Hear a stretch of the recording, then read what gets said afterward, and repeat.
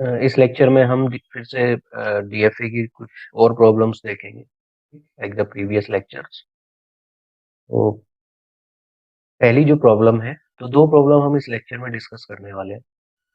One problem is design a DFA over the alphabet A, B that accept all the string starting and ending with symbol A, right? तो यहाँ पे condition क्या given है कि जो string है वो सिंबल ए से स्टार्ट हो और सिंबल ए पे ही एंड करे, यानी स्टार्टिंग और एंडिंग सिंबल सेम होना चाहिए, एंड दैट इज ए। यहाँ पे अगर मैं लैंग्वेज लिखता हूँ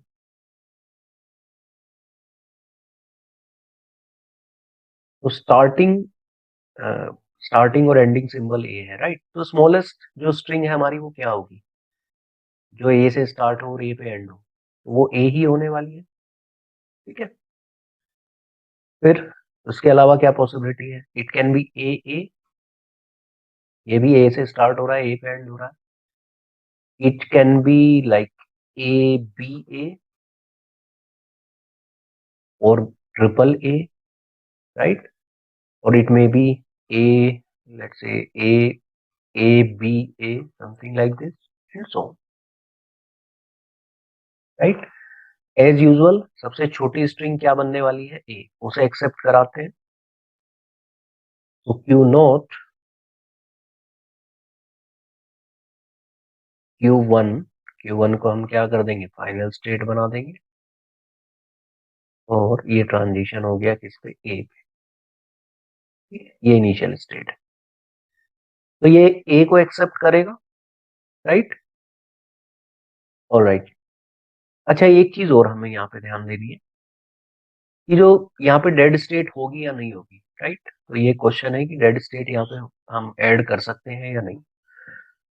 तो डेड स्टेट हम बिल्कुल ऐड कर सकते हैं, क्योंकि हमें पता है कि स्टार्टिंग जो है वो सिंबल ए से होने वाली है। दैट मीन्स अगर हम इनिशियल स्टेट पे हैं और हमारा पहला ही सिंबल बी आ जाता है, तो ये कंफर्म हो गया कि ये स्ट्रिंग अभी एक्सेप्ट नहीं होगी, राइट? तो जब हमारे पास कंफर्मेशन हो जाता है कि ये स्ट्रिंग एक्सेप्ट नहीं होगी, तो डायरेक्टली हम उसे कहाँ भेज सकते हैं, डेड स्टेट पे। यानी अगर हमारा पहला सिंबल ही बी आ गया, उसका मतलब वो स्ट्रिंग एक्सेप्ट नहीं होगी। ठीक है, तो डेड स्टेट को हम साथ साथ कंप्लीट भी कर लेते हैं यहाँ पे सेल्फ लूप देंगे, ए कोमा बी, राइट? तो अभी ये जो ए से स्टार्ट और ए पे एंड होने वाली स्ट्रिंग है उसमें सिर्फ ए को एक्सेप्ट करेगा।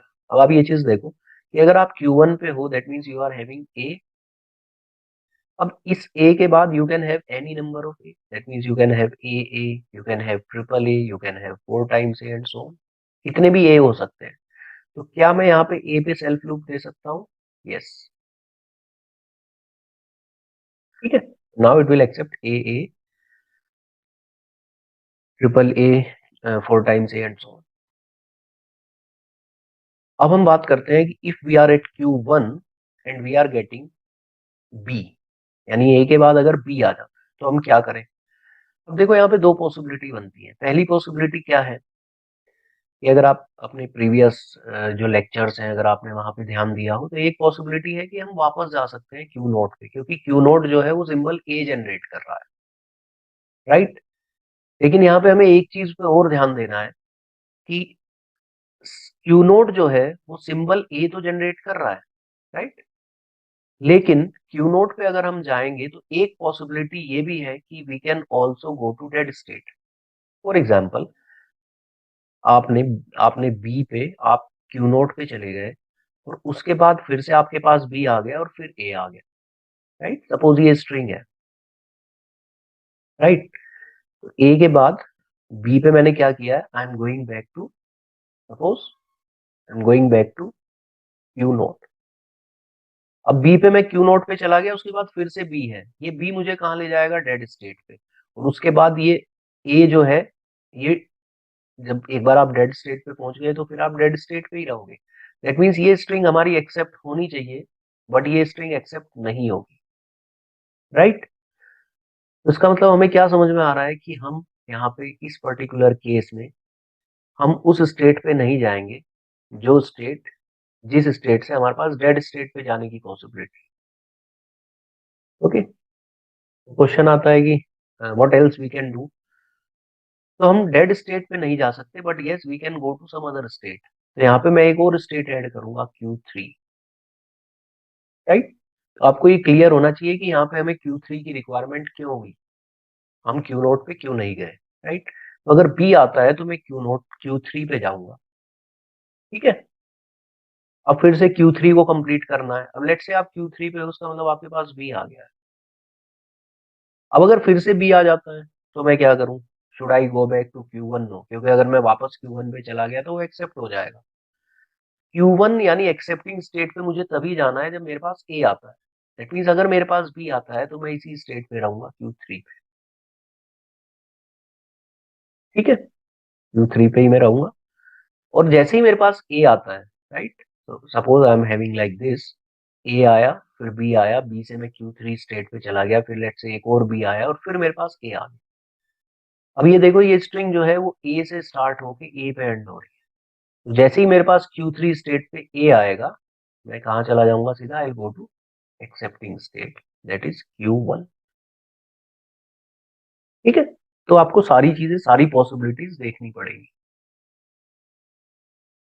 दूसरी प्रॉब्लम हम करते हैं। ये प्रॉब्लम क्या कह रही है कि design a DFA over the alphabet that accept all the strings starting with symbol a and ending with symbol b. यानी ए से स्टार्ट हो और बी पे एंड हो। दैट मीन्स आपका स्टार्टिंग और एंडिंग सिंबल डिफरेंट है। तो अगर ए से स्टार्ट होगी, बी पे स्ट्रिंग जो एंड होगी, तो सबसे छोटी स्ट्रिंग क्या होगी, a b. Similarly I can have something in between, let's say a a B, ठीक है। ए बी बी भी हो सकता है, फिर ऐसे भी हो सकता है a triple a then b and so on. As usual, we'll start with the smallest string, that is AB. So string length is 2, so I need 3 state. I'll put Q naught, Q1 and Q2. Q2 as the accepting state and Q naught as the initial state. तो पहला transition है वो हो गया A और दूसरा transition हो गया B। तो ये A B को एक्सेप्ट करेगा, राइट।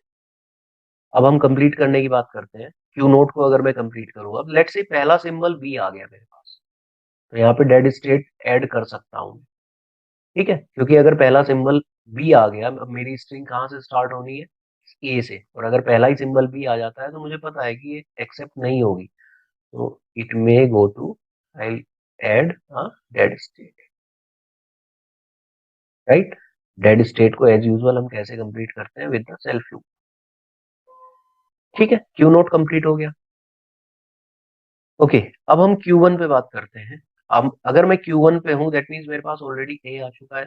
अब ए के बाद अगर मेरे पास फिर से ए आ गया, कोई इशू नहीं है, आई can have any number of A, right.